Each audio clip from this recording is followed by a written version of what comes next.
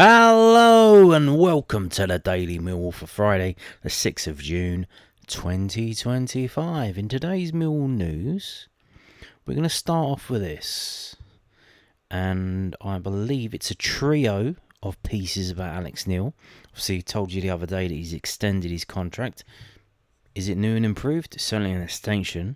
We do know that.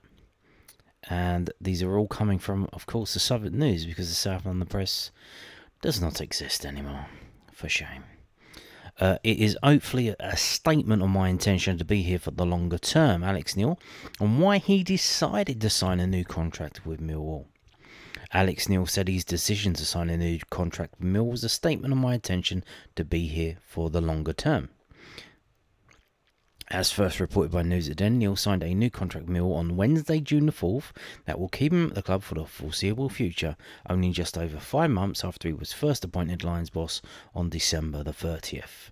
The Scotsman, who took over a side that only won once in the past 9 games and, after a slow start, guided Mill to within touching distance of the top 6, with the Lions level on points with 6th place Coventry City heading into the final day of the season. Mill narrowly missed out on the playoffs after losing 3-1 away at 2nd place Burnley, who finished the campaign unbeaten at Turf Moor and finished 8th. Neil wants to build on last season's successes. It's a huge favour in make-up in terms of the trust that Steve and Jimmy have shown in me. They obviously gave me a new contract to stay on and move the project on to what we want to try and do. Equally, I think it's hopefully a statement of my intention to be here for the longer term and to try and build as a club. And I think stability at every club is really important, and I think a lot of people talk about it, but when it comes to the crunch, they don't have the bravery sometimes to stick with it. So I think that we're different in that respect. I know there's been a lot of churn of late in terms of over the last couple of seasons, and I think there's been something that's not been planned, if you like, from Jimmy's perspective. And I think there have been circumstances that sort of led the way that things have gone, but I think what it does show is how he sees sort of sustained success at the club and to try and achieve that. And hopefully we can certainly build on that and do that together. For Jimmy and Steve and the club to have as much confidence in me to give me a new contract to try and take the project forward, certainly for the next few seasons, is really important to me. As like anything else, that's what you search for as a coach, because you want to be part of something bigger than yourself and you want to try and drive it forward. More importantly, you want to try and do it with people who believe in you and a manner which you believe in. And I think we've certainly got a strategy which we're all completely behind. And we're all singing from the same hymn sheet here, and the players understand what that is, and the fans understand what that is, and that makes it really powerful. So, from my perspective, I couldn't really have hoped for the first 4 months to go as well as it's done. I've committed myself to do that for even longer, which is good. Why is it good? He does have a history of leaving clubs, although, that I'm not saying it's not justified what he did. Obviously, we don't know the ins and outs. We've only heard the stories, at Norwich and stuff. They gave him... He took him up. He got relegated. They gave him a chance to go back up, I think, and then he kind of just finished outside the playoffs and they decided to sack him. And they haven't done too well since then, have they? So, they did a bit of a hole, and they decided to get rid of him, which was a bit weird. And, Sunderland, he took them up to the Championship, and he expected, to get a new contract, and for things to improve, and they didn't even bother talking to him about it, apparently. And at Preston, he was doing quite well there, and they sold a player for a lot of money, and they didn't give him any of that to put back into the team. So, I think, here's the thing. What we've got on Millwall is very unique in football, in that, starting off with John Berylson, now with James Berylson, these are solid, decent people who are running the club. And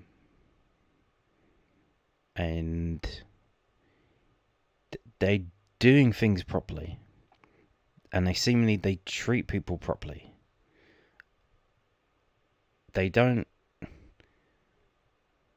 things a certain way, which is good to see. And it's, very stable. And it is, it's a foundation that everything else is built on. That they allow that to happen, because if we had crazy owners, the things that we're doing, they couldn't happen. They couldn't happen the way that they're happening, and it's good to see that we've got James Berylson, who's come in. He's maintained that kind of solid, upright standard that his father set in terms of the business dealing, but he's got a plan that's now being implemented about bringing in the younger players, coaching them up, and for that you need a coach, a very good one, and we seem to have found one. And that's the thing, they know that this is working. They tried it. They did make a mistake. They tried it with Edwards, didn't work out, but they found it now. Alex Neil, this is working out. This seems to be working out. So we go again, and we'll see what we can do. But yeah, good stuff. Because again, seeing what obviously I'm here every day, Millwall all day, every day, 24/7, as the kids say, 247, 365. Watching what Alex Neil's come in and done for Millwall, I cannot understand for the life of me why there weren't other clubs trying to get him to come and manage them. Don't understand it at all. Very weird, but their loss is our gain. Now, moving on to this, like I said, another Alex Neil. So here we go. Again, southwarknews.co.uk. Publishes on a Thursday. If you can pick up a copy, pick up a copy. Alex Neil pinpoints turning points in Mill's revival and what makes the club special. Alex Neil pinpointed the moments he felt turned Mill's season around and revealed when he realised the club was special. Neil signed a new contract with the club on Wednesday, just 5 months after being appointed head coach, inheriting a side in freefall and nearly guiding them to the playoffs. And then they mentioned the same. Mill had only won once in the past 9 games when Neil took over, and their indifferent form continued during Scotsland's first 4 games, picking up 2 points while dealing with the club's record sale of Romain Esse to Crystal Palace and a spate of injuries. Mill headed to Luton Town on January 25th, only 4 points above the drop zone and with a game in hand and in danger of getting... Give me a second.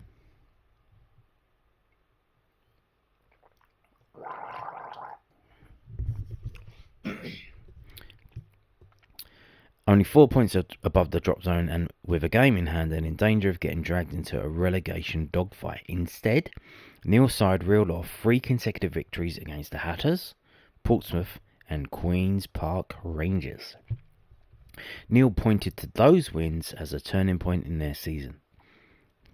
I thought there were probably 2 moments, the Luton and Portsmouth games I thought were vital at that stage.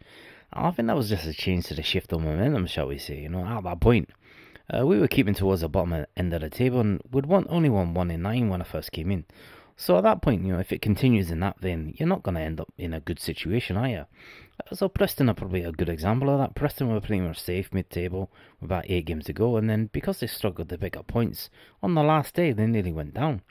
So I think that can happen to anybody if you get lulled into that sort of false sense of that you're doing okay and everything's going to be alright, and then the next minute you've got 2 or 3 vital games coming up, and I think those 2 games were vital for us.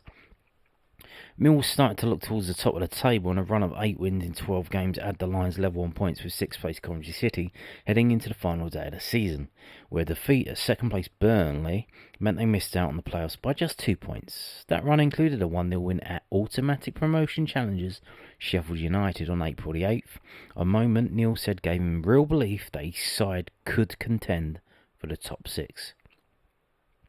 I think that game probably gave me the belief that we could mount a challenge. There was probably, Sheffield United away, and we had such a difficult run of fixtures at that point. You know, Sheffield United away, Sunderland away, Burnley away, Norwich, Middlesbrough, Swansea, Blackburn away. If you think of all those teams, they were all up there. So I think when we got to that one at Sheffield United, I thought, yeah, you know, this is on, and we could potentially get here at this point. And they were probably the two key moments to me that I'll look back on. Neil described Mill as a special club after Penny's new deal. When asked when he first realised that, he said, I don't think there's one of those sort of eureka moments where it just happened. It's sort of a steady sort of build-up. I think it was the determination and grit of the squad. And we had some difficult moments. We had some injured key players at times.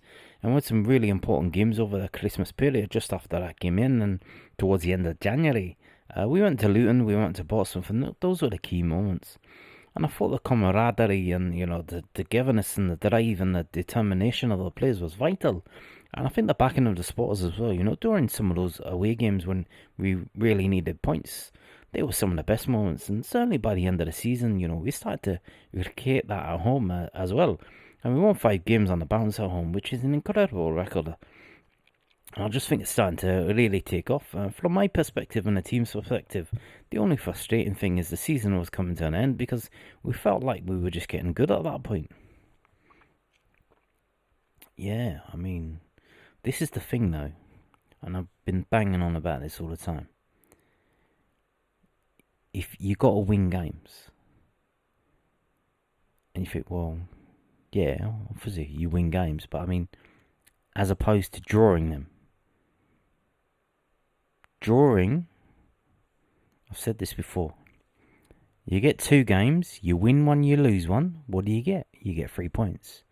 You get 2 games, you draw them, what do you get? You get 2 points.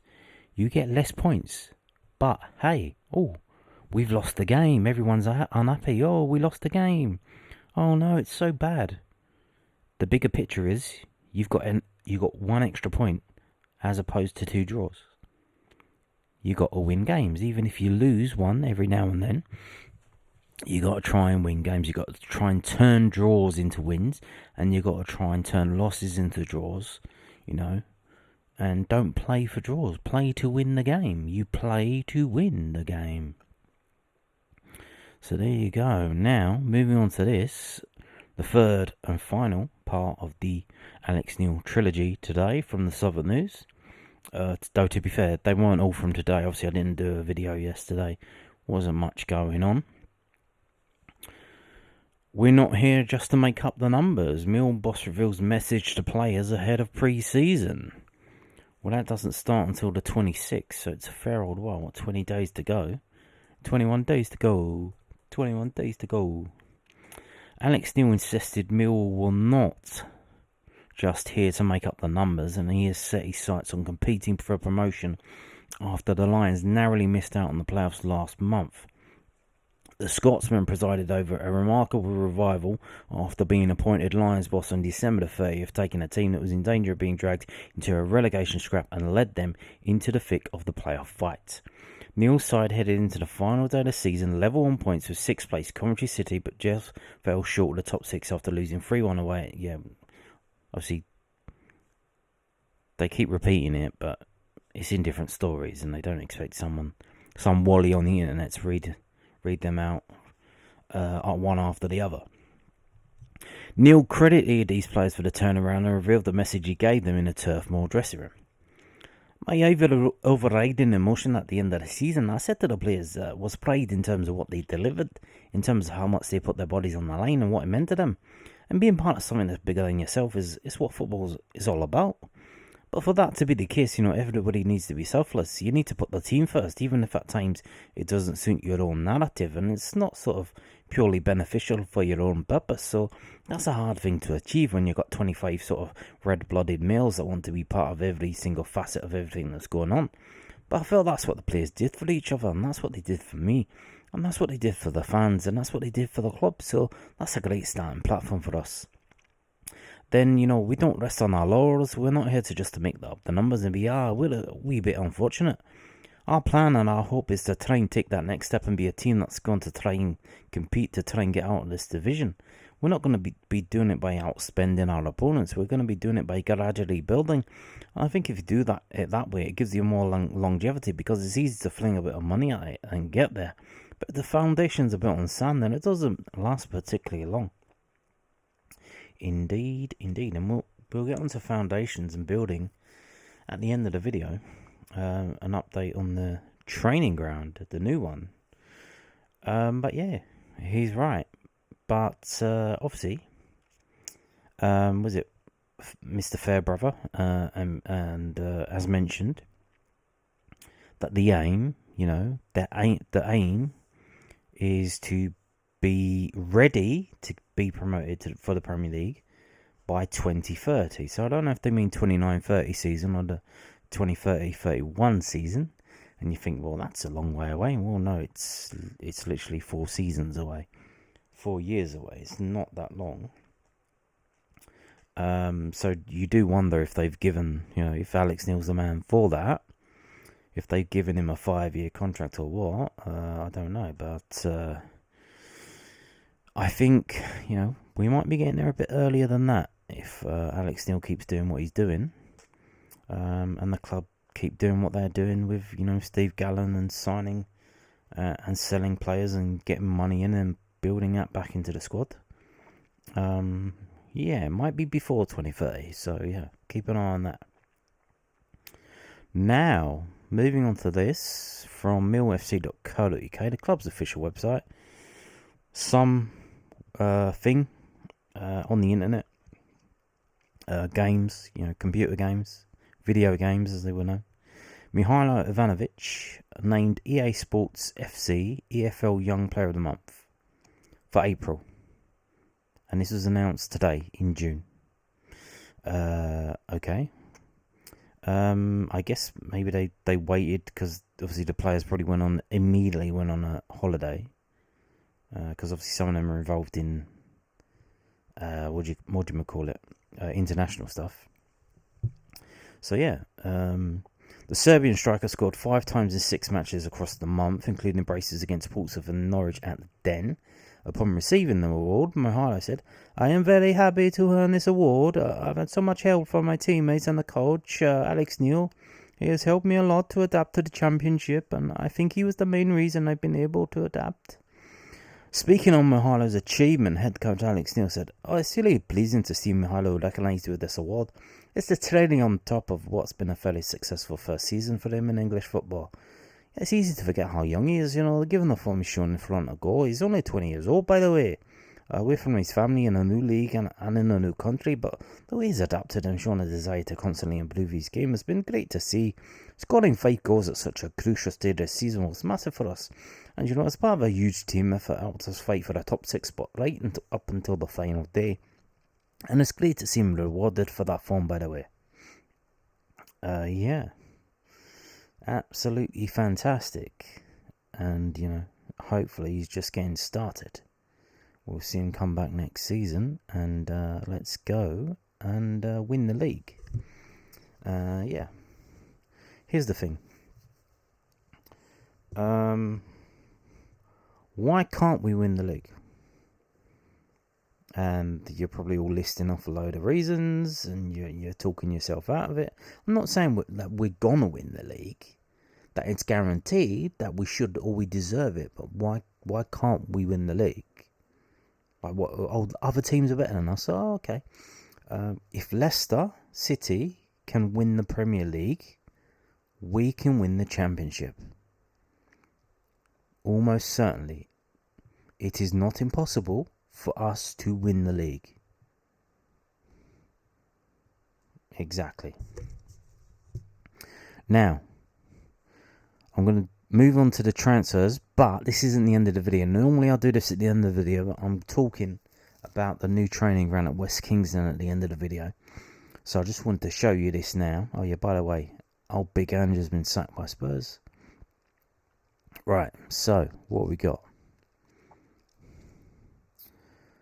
We have, in fact, let me do a little refresh because I might have changed. Okay, so we got some transfers going through today, including a player that we were linked with, He hasn't come to us, obviously. He's gone to Preston. And that is here, Thierry Small. He's the Charlton player who's run his contract down, and he's left and gone back to Preston, which is no surprise. We were linked with him, but he's from the north anyway, so he's seemingly gone back up to the northwest, and that's where he's from. So I guess there was probably never any realistic chance that he would sign for us. He was probably just using it to try and G up interest in him. Yeah. This is yesterday. Nothing really going on here for us in our league. Today we have obviously the Charlton, Thierry Small, Charlton to Preston. So he's stayed in the Championship. We've got Plymouth player going to Stevenage. And we've got... Now this is interesting. Obviously, Plymouth have been relegated, by the way, but you know, they were in the Championship. I'm getting confused between last season and this season. Charlton have signed Sonny Carey from Blackpool on a free transfer, so there you go. Watford have signed a defender from Samsung Sport, so there you go. Mark Bowler. He used to play at Middlesbrough, and they've signed him from Turkey. So Watford signed quite a few players now. They're up to 3 now. Kyprianou, the goalkeeper, and this guy. And we also have Norwich signing a goalkeeper. Norwich. They signed Dan Grimshaw. Mr. Grimshaw? From Plymouth. So we now have Watford and Norwich signing goalkeepers. That is interesting. That, you know, the first players, the first teams to sign players in this league, both signed goalkeepers. Is very interesting. Obviously, we are in a market for a goalkeeper. Maybe on loan.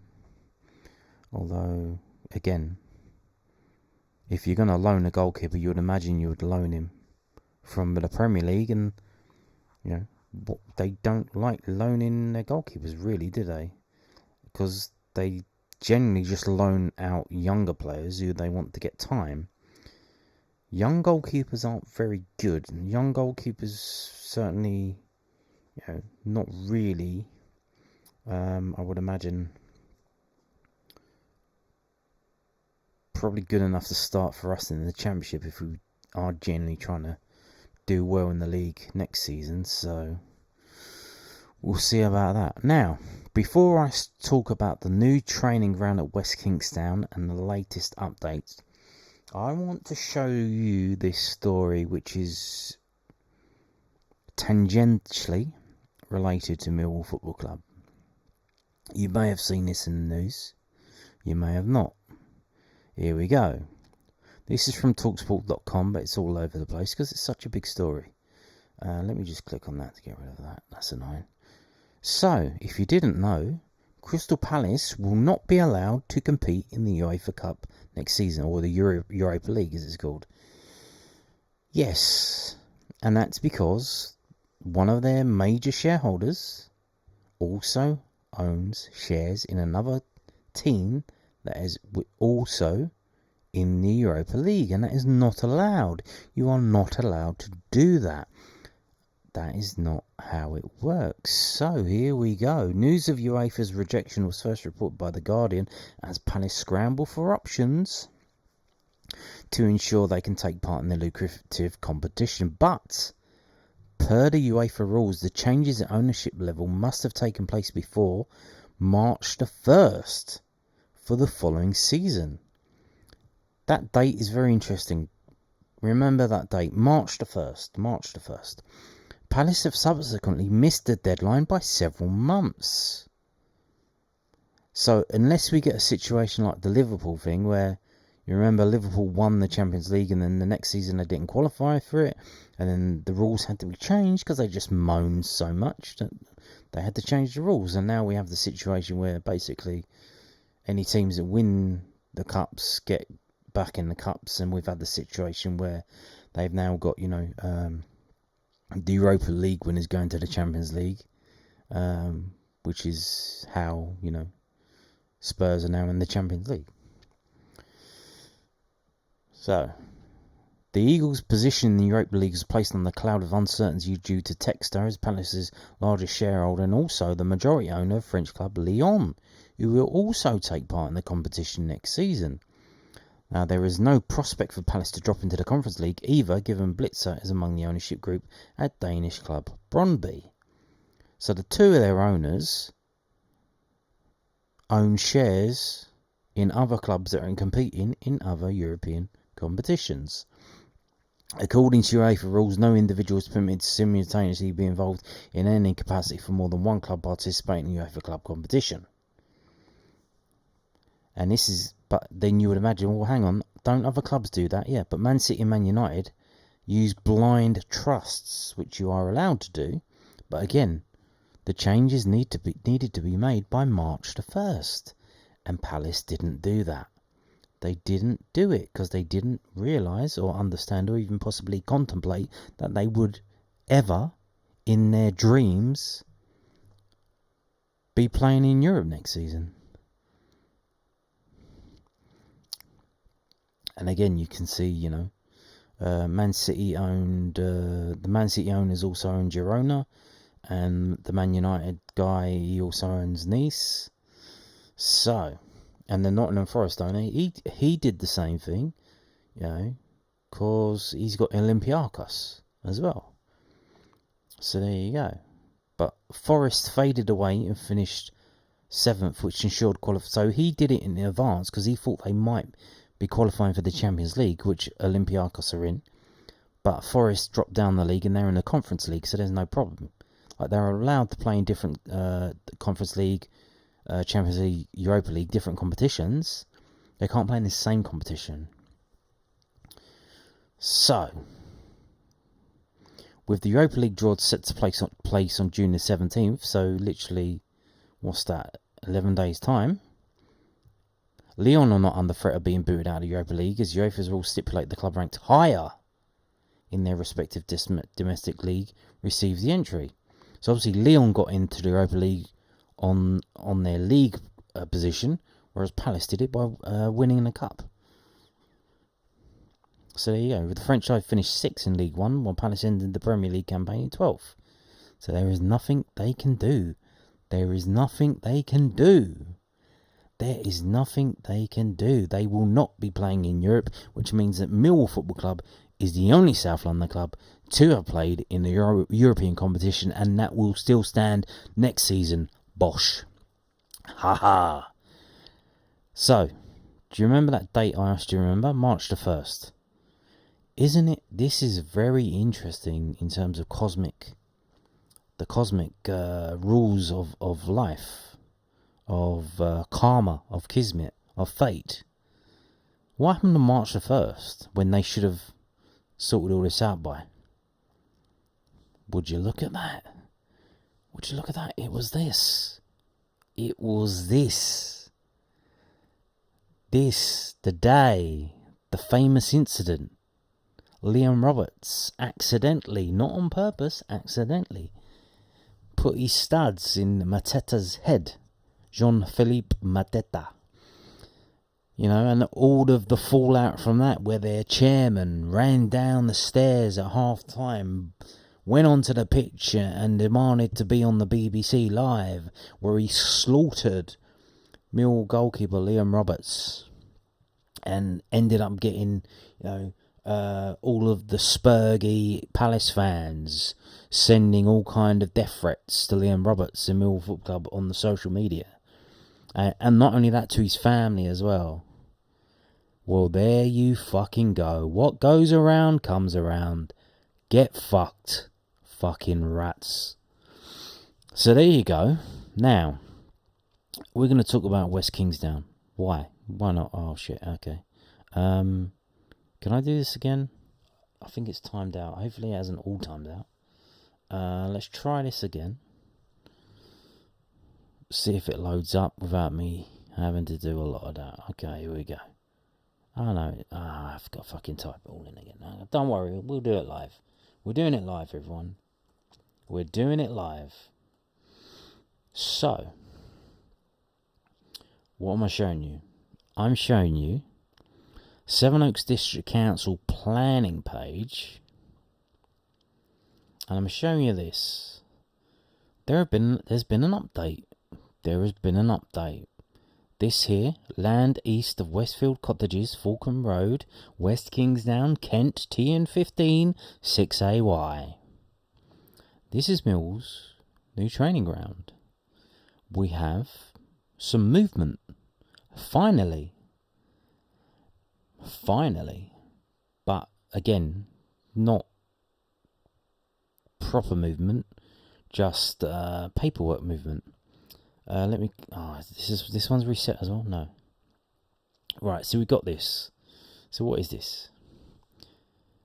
Details pursuant to condition 13, which is the details of existing and proposed finished site levels, finished floor and ridge levels of buildings to be erected, for now, and finished external service levels. So you've got all this. You can see the date here, 15th of May 2025, 29th of May 2025. So a week ago, you got the covering letter, but then you got the drawings and they're all different dates.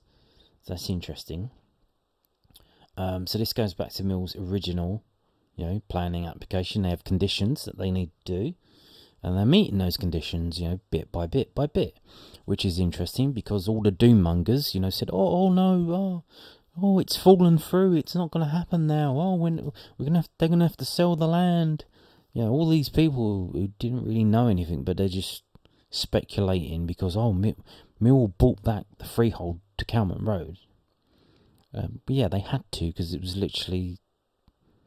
a leasehold and the lease was going to end in a year. So they either renew the lease or they buy it back. So they decided to buy it back. So there you go. But now this West Kingsdown thing, it's still going forward ever so slowly because remember, this is Greenbelt land, and it was very hard to get it through in the first place, and a lot of work and effort and time went into it, and they managed to get it through. And they're now doing the things that they're doing. Even before this is, I don't think they've even broken ground yet. They're still in the paperwork situation at the moment. So this is what we got. We got this picture. So yeah, Mill now own a woodlands. So that'll be fun. If you go, are they allowed to go? Pigeon shooting down there? I don't know. But what we've got here, so we've got the elevation of the situation. You can see the M20s right there. Brands Hatch on the left hand side. These red lines indicate the current elevation, which you assume is that meters, 149 meters from what, sea level, I assume. And then you have in yellow, which you can hardly see because it's yellow on white, which is a great stylistic choice to do that. What the finishing elevation is going to be, including buildings. There's a building here, a grounds level building on the left hand side, which is greyed out. Got the indoor football pitch, which is the one on the right hand side there by the red line. That is going to be indoors, and you can tell it's indoors because it's got a blue thing going around the outside of it. And then you've got the offices here in the middle, and you've got the what do you call it, security guard hut on the road in. Yeah, that's what you got. So we've got this. So they've done this. So they are working on it. They are working on it now. They are working on it behind the scenes. Things are moving forward. Again, it's just paperwork. But so you got that one. But we've also got, if we go here, details pursuant to condition 8I, archaeological field evaluation specification and written timetable. Yeah, this one's a doozy. So you can see here all of that. 15th of May 2025, 23rd of May 2025, etc, etc, etc. Again, Sevenoaks District Council planning website. You got the covering letter, dated 15th of May 2025 from Quode, which is Mills Architects. For the attention of Ashley Bidwell, I write on behalf of Millwall Holdings and Athletic Football Club to fully discharge planning condition 8 attached to planning permission, etc. approved on 28th of February 2023. So here we go. This is when the planning permission was approved. On the 28th of February, leap day, 2023. It's now June 2025. And they still haven't broken ground. Please find enclosed the following documents in support of this application submitted via planning portal along with the required fees. Condition 8 of the planning permission. So this is what they have to do. Prior to the commencement of development, the application or their agents or successors entitled will secure the implementation of archaeological field evaluation works in accordance with a specification and written timetable which has been submitted to and approved by the local planning authority, and following on from that evaluation, any safeguarding measures to ensure preservation in situ of important archaeological remains and or further archaeological investigation and recording with a specification and timetable which has been submitted to and approved by the local planning authority. So, yeah, the enclosed written scheme of investigation for trial trenching evaluation has been prepared in accordance with the requirements of the above planning condition, as in is considered to be sufficient information to discharge condition 8, when the Rogers Senior Archaeological Officer at Kent County Council has confirmed acceptability of the approach of the 27th of February 2024. Should you require any further information or have any queries, please do not hesitate to contact me. And this is dated 27th of February 2024. The letter is dated 15th of May 2025. It's taken more than a year for this to move forward. So maybe it was put on hold, but why did it go forward?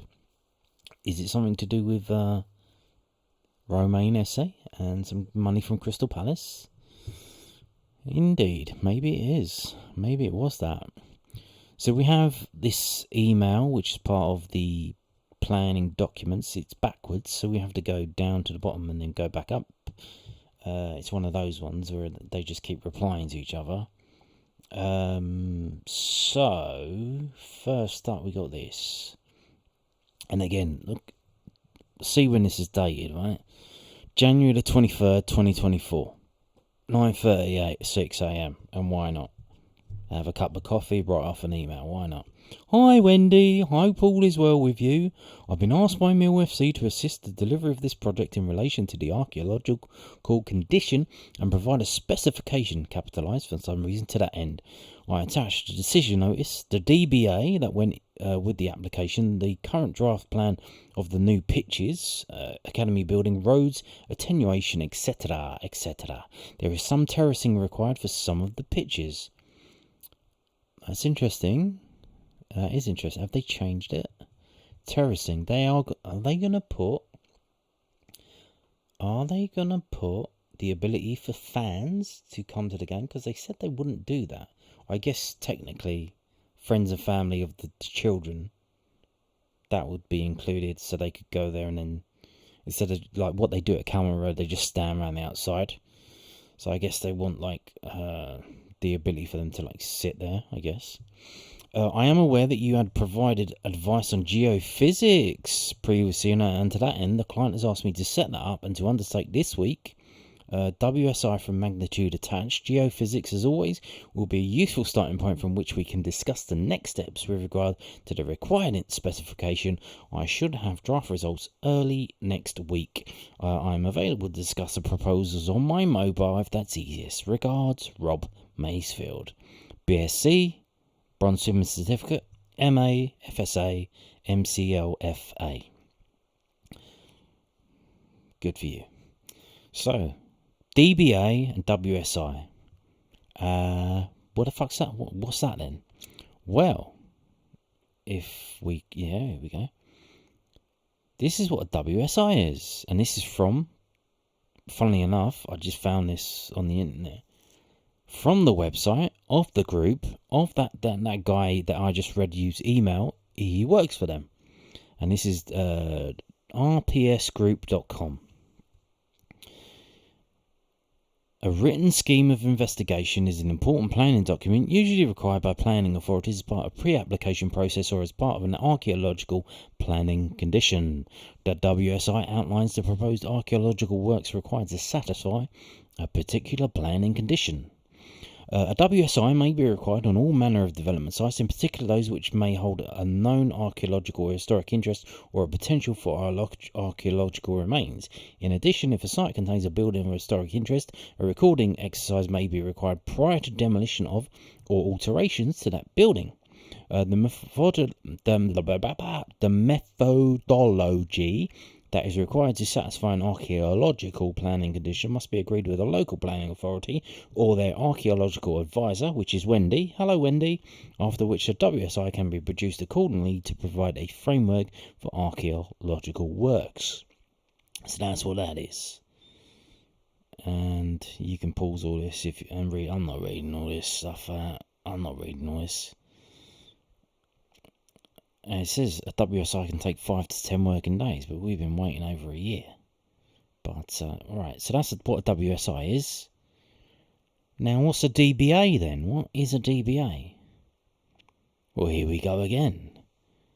And again from rpsgroup.com. What is an archaeological desk-based assessment? That's what a DBA is. It's a desktop appraisal using existing archaeological and historical information to determine any potential archaeological heritage assets and their impact on a site. They are usually submitted to a local planning authority as part of a planning application alongside a suite of supporting documentation. When do I need a DBA? A DBA is usually completed for due diligence purposes to inform land purchases and likely development budgets are undertaken early within the development application process to inform design proposals of any archaeological opportunities or constraints. A DBA is commonly required to support development schemes, especially greenfield sites, due to their potential to contain undisturbed archaeological remains and known heritage sites such as former industrial sites. So here we go. Because this is greenbelt land, and as far as I know, we've seen some historical maps and been told that this was an orchard, that there was one or two small farm buildings there that obviously been knocked down since. There is nearby in Eynsford Roman historical situations. What do they call it? A fort or something? And round the back of Hynesford High Street, do they call it the High Street? I don't know what they call it. There is actually a castle there, which is from the 1300s, or Norman times. That is, been demolished now and is just ruins, but it's still there. So it wouldn't be beyond the realms that something could be found, but and this is the thing, because this hasn't been built on before.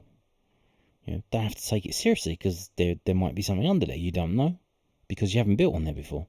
If we were taking over like an old factory site, warehouse site, or something that had been built on before, we'd have to go through all this because it would have already been done, and all we'd have to do is knock down the building that was there, and then rebuild there. But that's not the situation. We have to do all this stuff, and that's probably why it's taken a long time. It's not because the club's changed their mind, they're staying at Calmet Road, this, that, the other, all doom and gloom. No, it's because it's taking a long time. So, if a site is located within or in close proximity to a World Heritage Site scheduled monument, which I believe I don't know what it is. Oh, it's a villa. It's a Roman villa at Eynsford.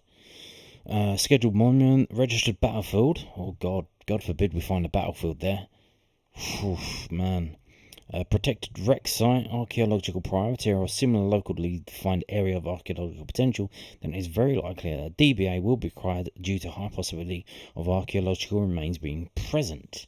Additionally, local planning policy may require a programme of archaeological work in support of a plan application, and it may be possible to satisfy this requirement with a DBA. Whether or not a DBA is required can usually be clarified with local planning authority via pre-application advice.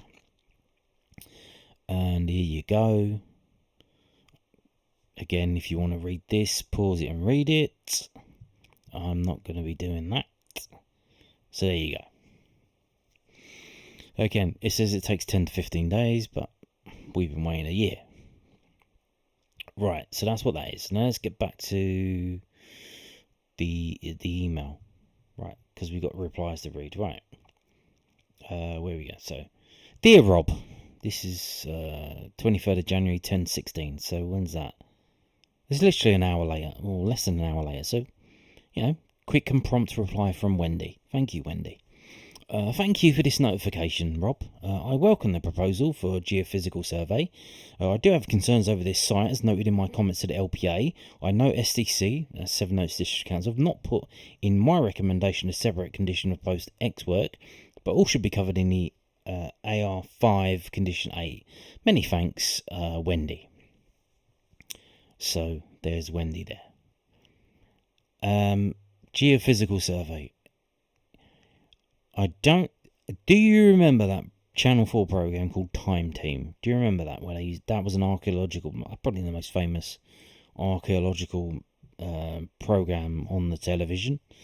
This is what they're doing. These people, that's what they do. They dig in fields, they find little fragments of this and that, and then they extrapolate it to say, oh, this is what happened here, with no real certainty at all. There's speculation.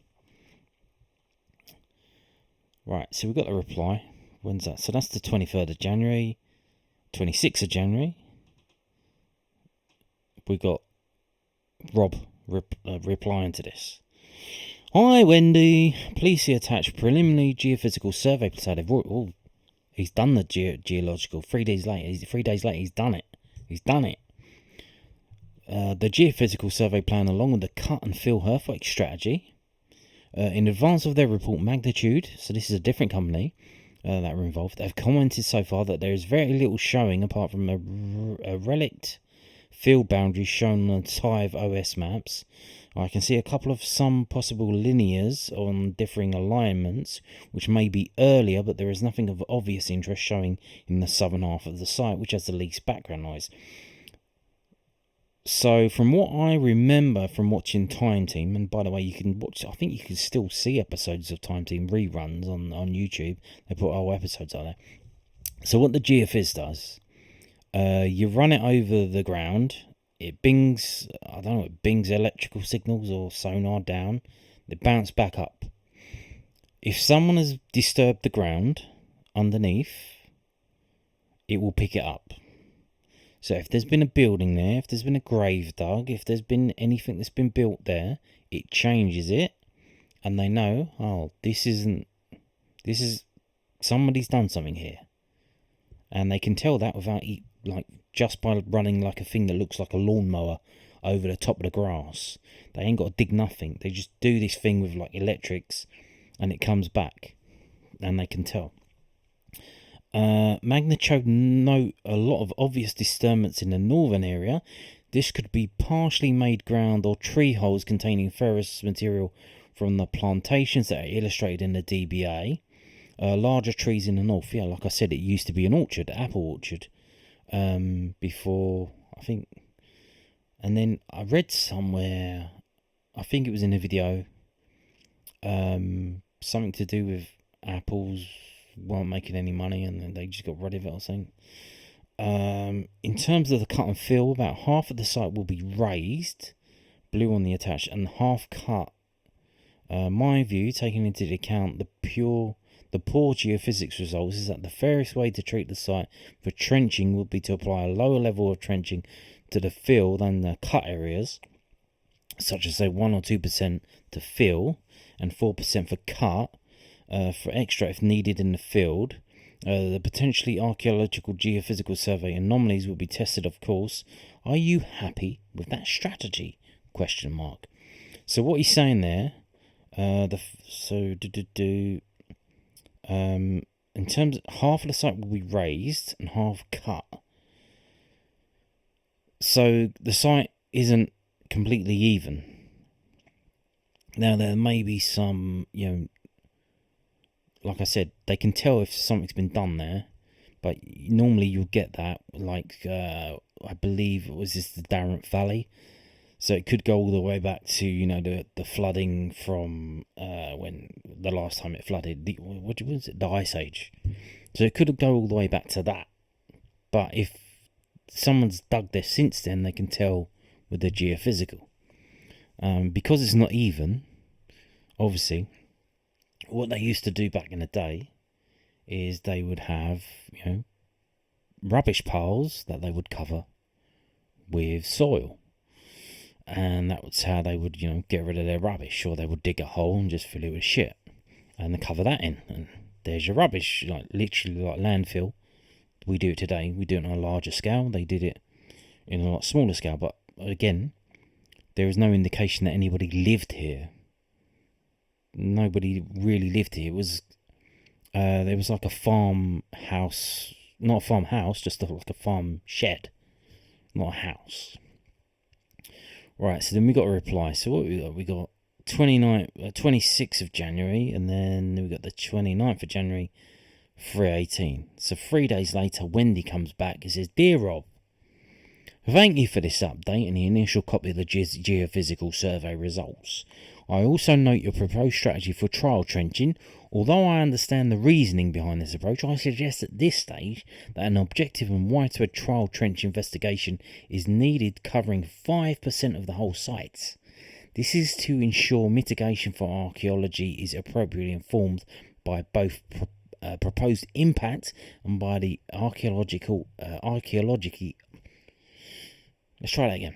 And the archaeology itself." I always struggle with these Latin words, by the way.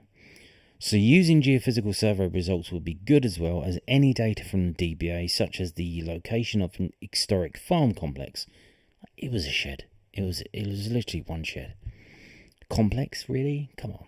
"Although I note the proposed landfill and groundworks, based on my experience, protecting areas from groundworks during construction is not possible in practice.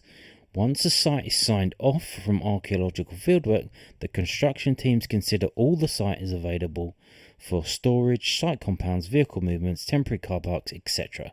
So I'd maintain the need for an evaluation through trenching across the entire site at a meaningful level, i.e. 5% across the site.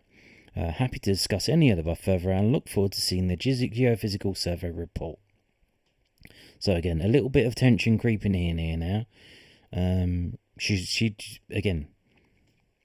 She wants all of this done before the builders move in, because she thinks builders are lazy fucking cunts who are just gonna fucking, smoke a cigarette and throw it down, and they dig it up. Oh, they used to have marble lights back in the Roman times. No, it's just someone dumped a fucking cigarette in a hole where they was digging, and it's alongside Roman potteries. Now you've kind of fucked it up, so well done.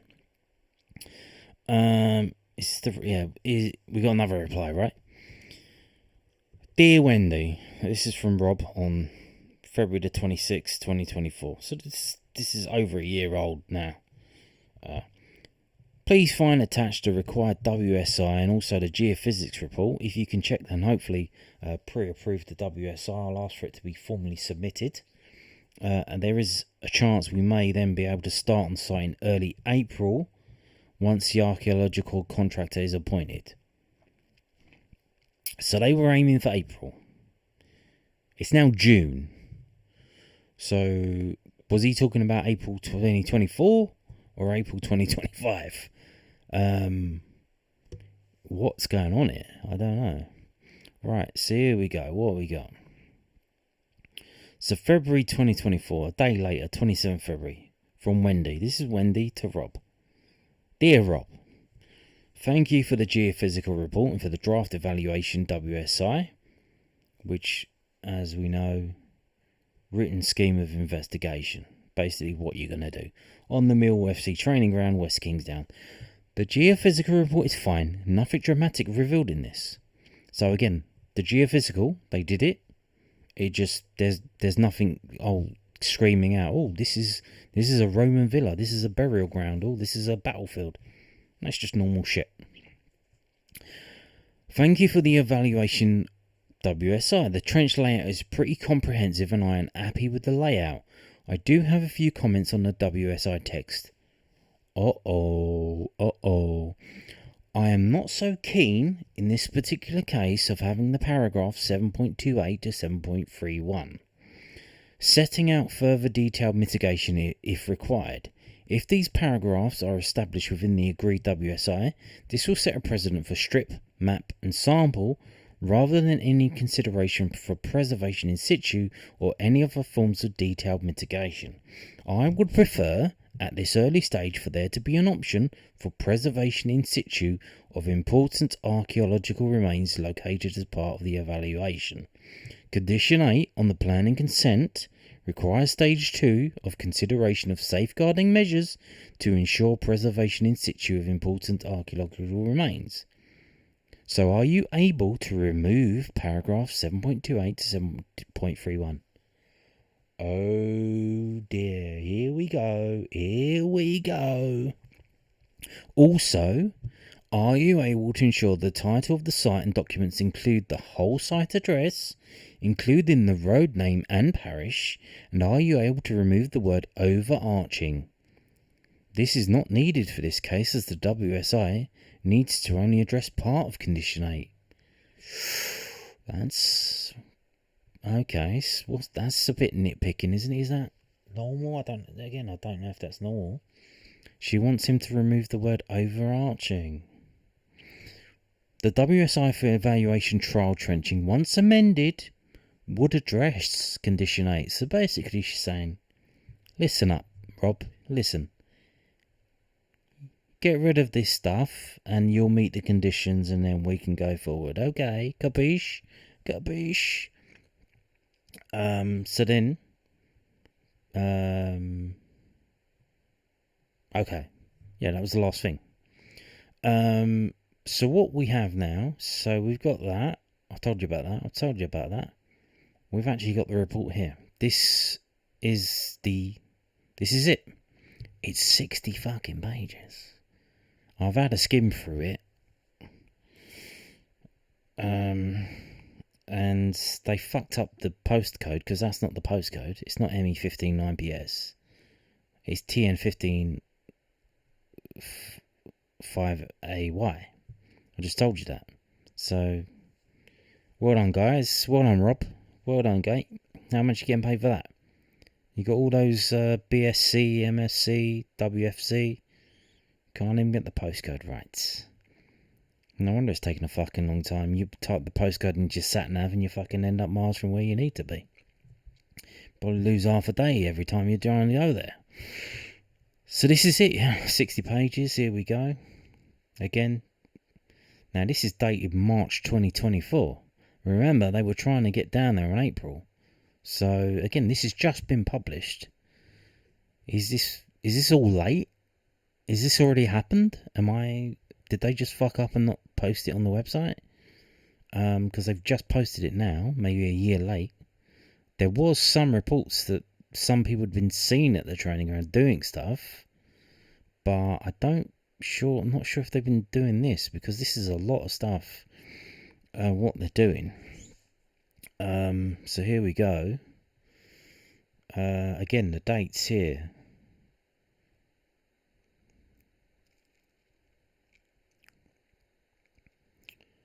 Initial date, 30th of January 2024. Final, following Heritage Conservation Comments, 28th of February 2024. And then they revised it following what she said. And that was on the 4th of March. So this one is dated March. Rob did it. Someone else had a look at it and they put it through. So here we go. Basically, it's mostly, from what I can tell, again, the postcode is wrong. How much you paying for this report and they can't get the fucking postcode right? The site is 22 hectares. They're basically just stating facts. This is what they're doing there. But here's the thing, look at this. A full plan. They've even got the right postcode here. So the wrong postcode is here, and then the right postcode is here. You didn't pick that up? So yeah, you can see all of that stuff. WSI, blah de blah. DPA, desk-based assessment, what I told you about. The summary. The site has been assessed for its below ground potential, as in geophysical. The proposed development will not impact any designated archaeological assets. The site is located within an area of archaeological importance as defined locally by Kent Historic Environment Record, representing a vast area targeting a landscape rather than any specific archaeological potential or known remains. There are no non-designated archaeological assets recorded within the study site by the HER, whatever that is. A series of rectilinear enclosures shown within the site on LiDAR appears to correlate with historic plantation enclosures dated only from 1895 onwards. So Millwall Football Club is older than the orchard that was put there. Facts. This assessment has identified possible low to moderate unknown potential for the latter prehistoric and Roman periods at the site, and moderate potential is considered for Saxon or medieval period. All other past periods of human activity are considered to remain a low potential. If present, any remains would most likely be of local significance only. Past ground disturbance is likely to have been widespread as a result of plantation and clearance of woodland. This can be seen on available LiDAR data, which shows a series of undulations across the site. Overall, the site more than likely remains only a limited archaeological potential, and the proposed development of the site is likely to have either a significant or widespread, or is unlikely to have either a significant or widespread archaeological impact. Despite this, given the size of the site, there is a potential for it to contain at least sporadic archaeological remains, and a programme of work is likely to be required by the LPA's archaeological advisor. Given that remains of a high significance are not anticipated, it's suggested that any such works could reasonably be secured by an appropriately worded planning condition. The DBA is therefore infirmed, moderate known, blah blah blah. Geophysical, prior to application, deferred to post consent. So maybe this is on Millwall's fault that they didn't do the geophysical thing before the planning permission went through, because they probably didn't. It was probably 50-50 where it would go through or not, because there was a bit of local opposition to it. So they waited, and now, this is probably why it's taking so long. 29th of January 2024, that 5% impact area evaluation trenching exercise. A trench layout has been prepared in relation to geophysics, etc.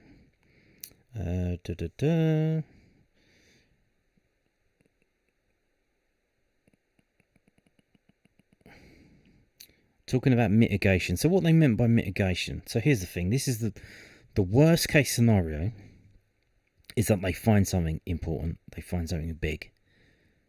And then what they just said there about leaving it in situ. What that means is you have to rebuild around the thing that they find. If they find, even if it's just a floor of a Roman villa, the tiles, the pretty little tiles that they have, a mosaic, you ain't taking that out of there. They want you to leave it there, and you ain't building around it. You'll probably have to expose it, cover it in glass, have a little thing around it, and whatever you were going to build there, you can forget about that, because that's not happening. So yeah.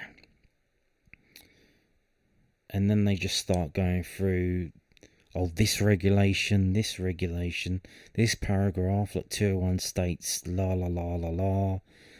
They're basically just quoting the rules, saying, we know what we're doing, and this rule says this rule says this, and this rule says this, by the way, so this rule says this. It's all of this rubbish, When you talk about red tape, this is the red tape.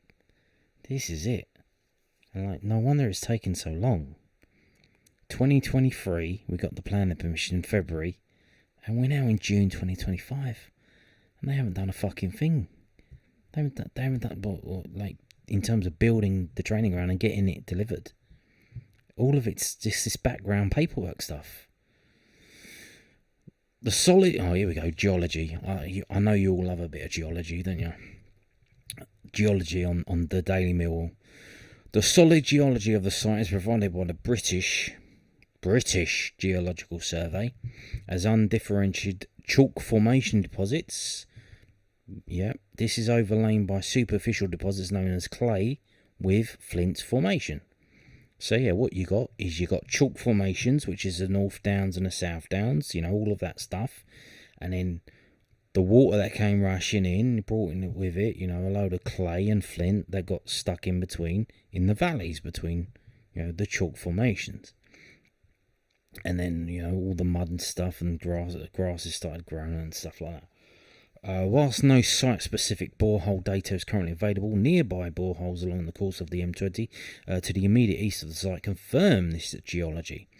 The site's topographical slopes down in a northerly direction from circa 160 to 145, and there are no natural watercourses within immediate proximity to the site.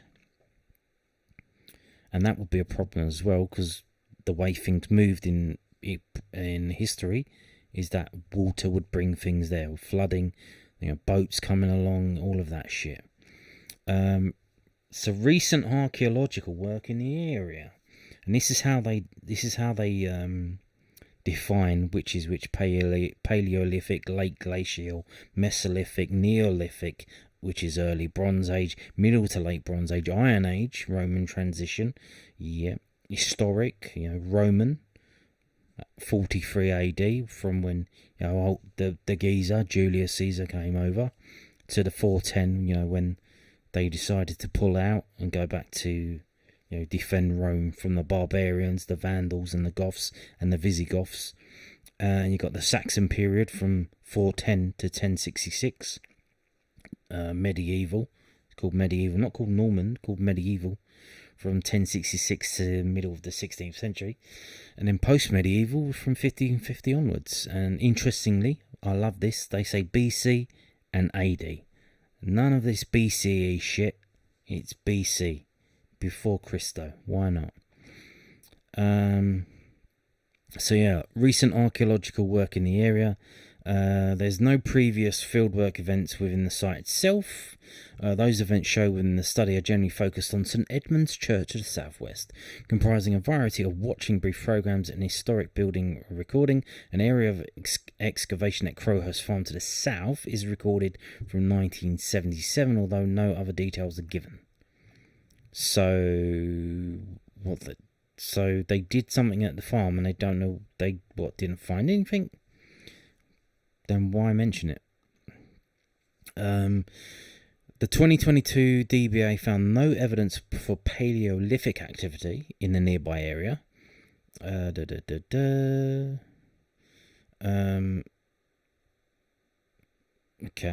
Mesolithic period transit axe. Ooh, an axe is recorded from South Ash and located 480 metres to the southeast of the site. A further is HER, does that mean heritage? I don't know what that means.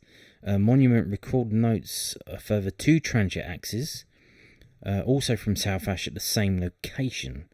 So they found Mesolithic axes in South Ash, which is a hamlet nearby.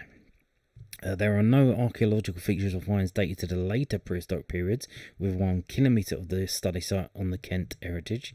This may be due to lack of previous fieldwork in the nearby areas, or it might be a true reflection of a lack of occupation from the nearby area, perhaps as a result of the presence of dense woodland. The local topography does not immediately suggest as an attractive. Again, if we go back to, this? So some of the woodland is still there, is in blue.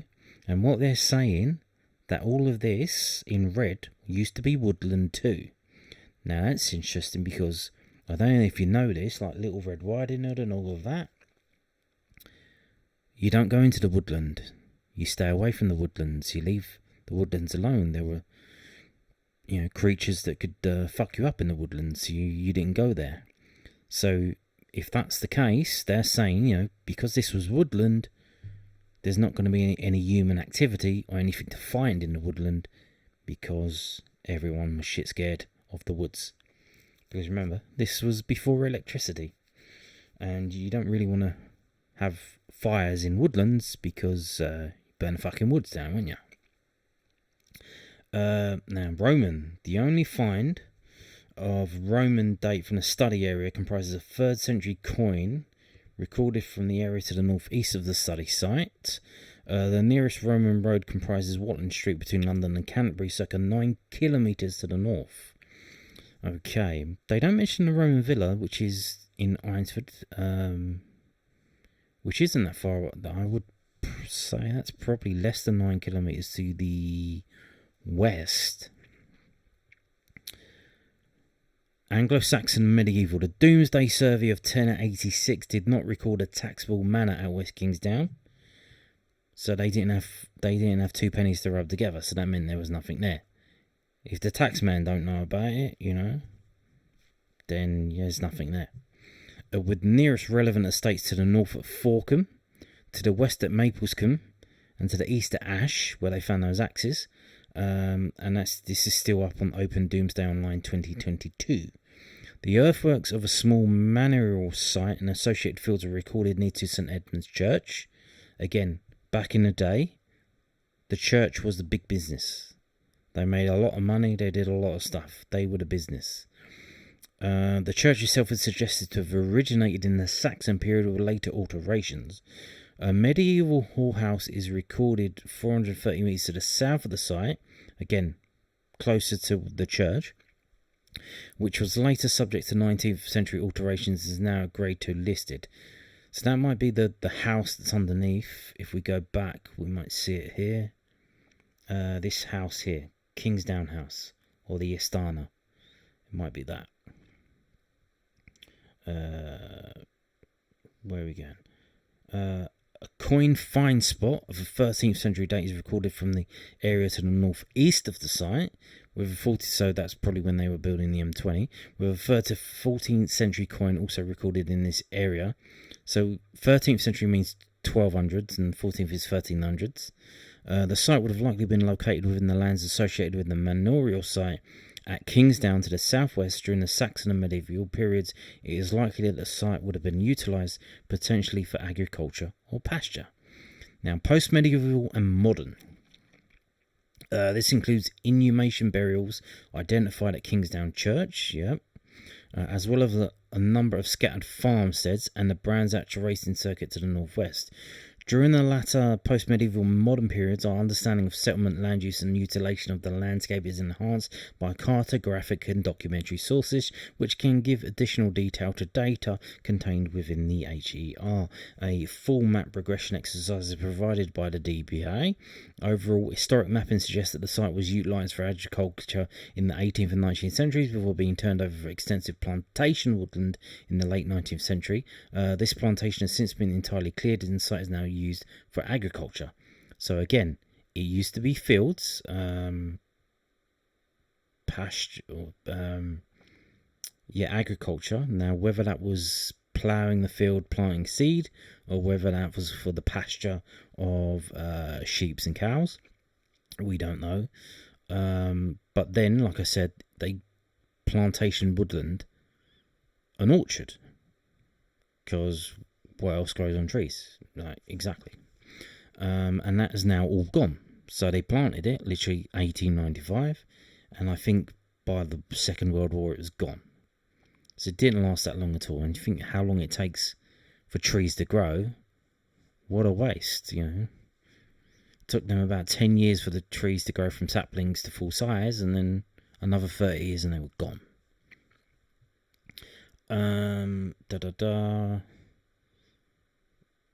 This is the evaluation, what they're trying to do, specific aims, blah blah blah. This is what we're going to do. The work site initiative, whatever it's called, has been prepared for agreement with Kent County Council Heritage. blah, blah, blah. Email correspondence, which I've just read to you. They require 5% trench sample. Trenches are located. The total surveyable area for trenching is 18 hectares, and that's 5%. And 77 to the north and 75 to the south. Further adjustments to the layout may be required. Blah, blah. Okay. The trenching may lead to the identification of additional stages of archaeological work or other mitigation issues to avoid impacts to identified archaeology. Any such work could be subject to further WSI. So if they find something, then it gets even more complicated and we have to wait even longer. Basically, what they're going to do, code of conduct by the Institute for Archaeologists, CAT scans, yada yada, trench machines. Obviously, they have special equipment for all the shit. Care will be taken that the machines used do not rut, compact, or otherwise damage buried or exposed archaeological features. The site grid and all trenches and excavation areas will be accurately surveyed using a total station or GPS and will be related to the national grid. Temporary benchmarks, yada yada yada. Complex areas will be planned by hand. So again, they'll use the machinery when they can, but when it gets a bit, they might have to do it by hand.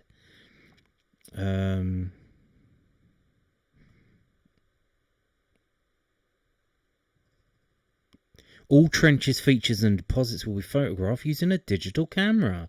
A scale and an all-fat roll will be included in the photographs. Digital images will also be provided for use. Contractors, yada yada. Site location plan.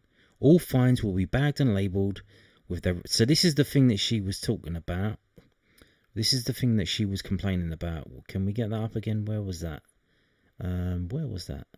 Was it this one? It might be this one. Yeah, so what did she want, Ruth? 7.28 to 7.31. So this is it. About fines. Anything you find. This is the thing. 7.2. All relevant fines will be retained, washed, and where appropriate will be marked with the site code and context number. Environmental sampling strategies will be developed subject to the requirements of the evaluation work and the issues of potential contamination. If contamination is not an issue, a specialist staff will have a role in ensuring the appropriate deposits are sampled to retrieve paleo-environmental and economic indicators for fulfill the project aims. Preparation, taking, processing, and assessment of environmental samples will be in accordance with guidance provided by Historic England.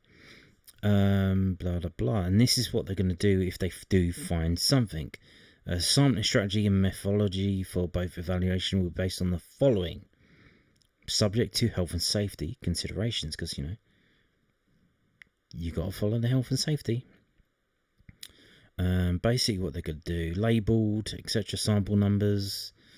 If you've watched Time Team, you know all about this. This is what they do, environmental samples, organic remains, well stratified.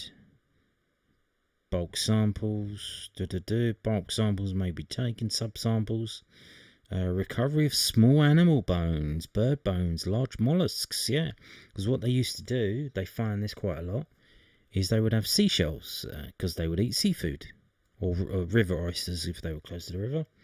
They would eat the shellfish, and they would throw the shells away, and that helps archaeologists, figure some shit out.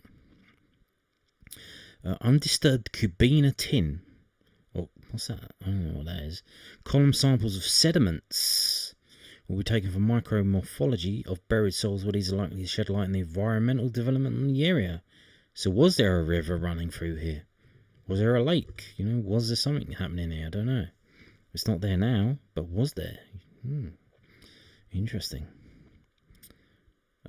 Treatments. So here we go. Treatments of finds and samples. So this is what she wanted getting rid of. 7.31. Different sampling strategies may be employed according to the perceived importance of the deposit or feature under investigation. Yada yada. And this is the thing as well. Oh, human remains. This is the thing with the human remains. I was going to mention this. Any human remains identified during the evaluation stage, including cremations, will be left in situ, covered and protected unless otherwise directed. Human remains will usually only be excavated at mitigation stage after obtaining the relevant Ministry of Justice licence as required by the Burials Act of 1857, amended 1981. Human remains will 100% be excavated. And this is the thing. I've seen this on the Time team and I've seen this elsewhere.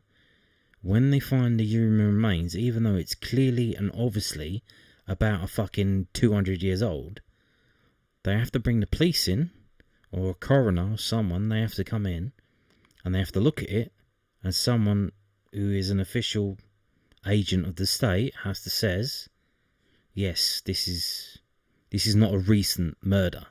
This person didn't die recently and was murdered. So you can go forward and do your shit. And this is what they have to do. And look, it's still going. 60 pages, by the way.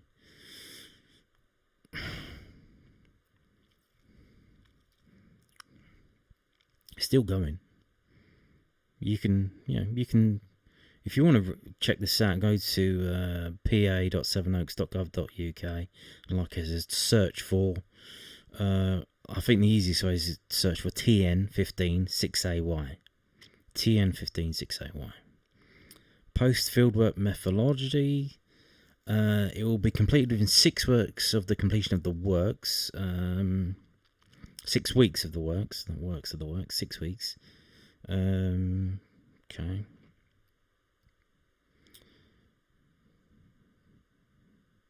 So here's the thing. So have they already done this? Have they already done this and they're just publishing it now? The trenching programme is yet to be determined, but the first stage is likely to take place in spring-summer 2024. There was some talk that there was some people doing something down there. So did they do it last summer? Which is, why has this now only just been published now? Because this had to be published, like I said, before they did it. This is written scheme of investigation. You have to write down and tell them what you're going to do before you do it, so that when you don't do it, they can say, "Ha, you're a bastard. We're gonna fine you," and they can make money off you. Again, it just keeps going. It just keeps going, and it just keeps going, and it just keeps going, and then we've got a bloody bibliography, and it just keeps going, and it just keeps going, and here we have some lovely maps to break up the mood of all those words that we're in. So let's have a look at these lovely, lovely maps. If you didn't know, Kent, that's where Kent is, and that red dot is where we are. Definitely outside of London. We're not in London anymore, Toto. Here we go. This is the site that the club now owns, along with that old wood. Mill now have a wood, the Millwall wood. There's the church and the steeple. There's the houses and there's the people. Dingley Dell. Yeah. Viking Way. Sure, why not? How long before all of this is houses anyway, Surprising they've stopped where they've stopped. Every week on the Kent Press you hear about, they're going to build 100 houses here, 100 houses there. This is the geophys. You can see here. It's very flat and there's not a lot going on. You can see in the middle, that square thing around there. That's generally believed to be where the building was. Like the shed for the orchard. But otherwise, there's not a lot else going on, really. I mean, like I said, there is a bit in the north section. On the top right hand side. But it's not. It's very flat. Nothing stands out. But look, this is insane. This is what they had to do. This is what they had to do. No wonder it's taken a long time. You see these red lines that look like crosses that are off centre? This is a trench that they had to dig. All of these red lines is 5%. That's 5% of the whole site. And they had to spread it out to try and hit something. Can we find anything in here? You know? And they just did this.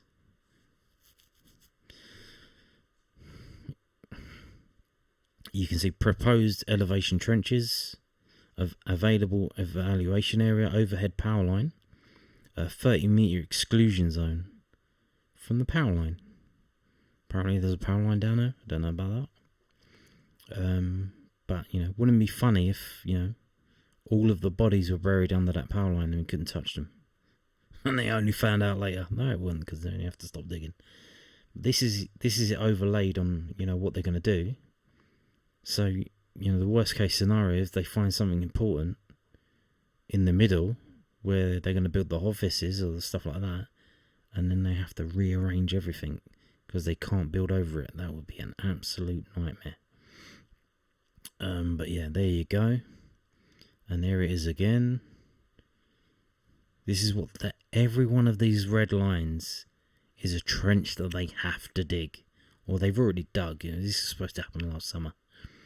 And this is, I think, it's hard to find out what this is because I zoomed in and it just stays blurry. I'm assuming car parking construction, yada yada, slab construction thickness, yeah.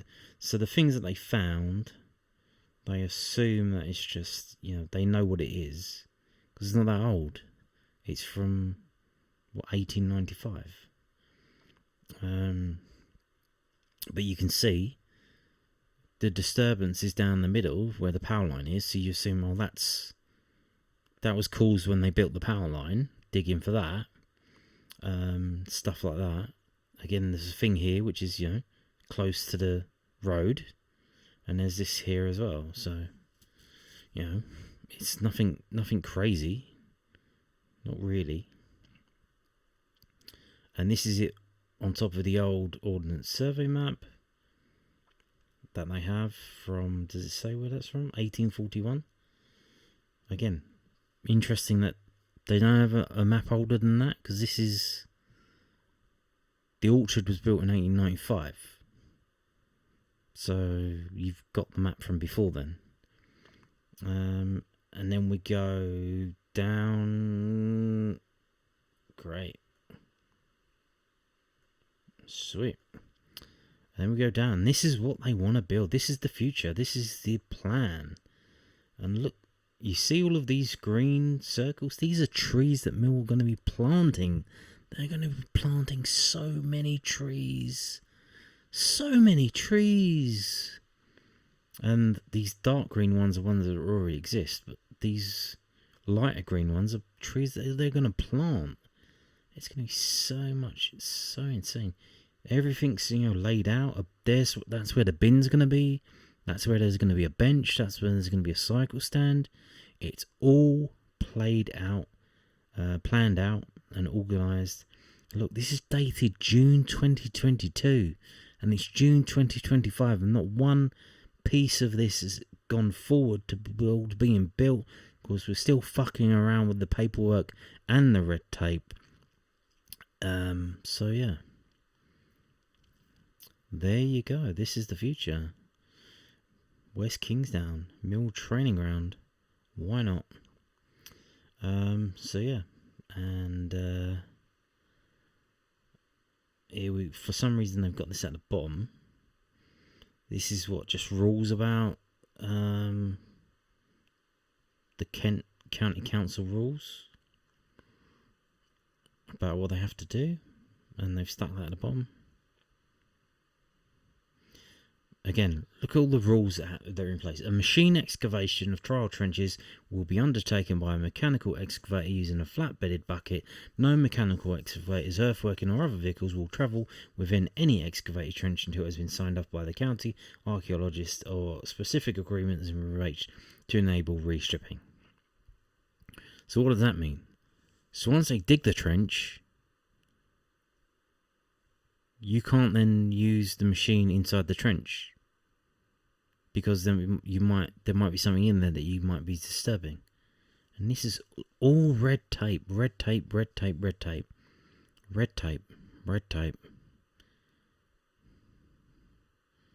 Just completely, and all of this red tape,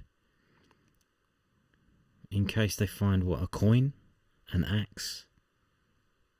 For what? For what? To stick in a dusty museum?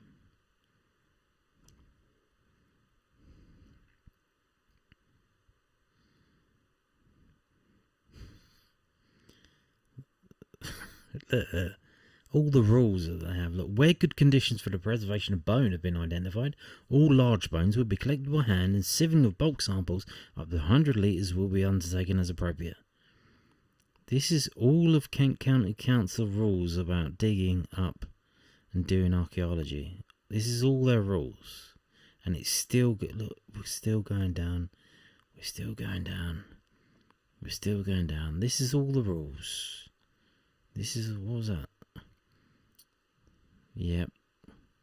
Just a fucking rule after rule after rule after rule.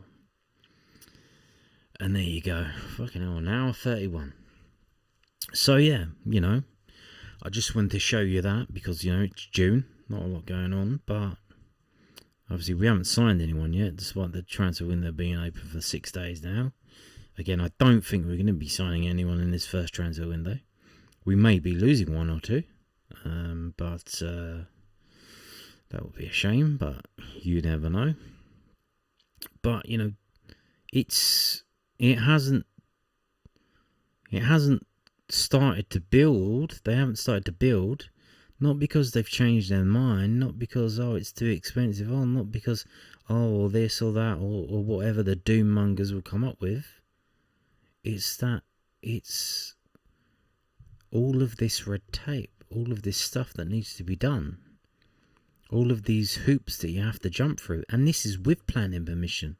We've already got the planning permission, but it came with all these conditions of what you have to do.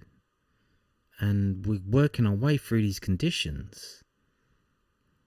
And, God knows when they're going to start actually fucking building this place or when it's going to be finished, but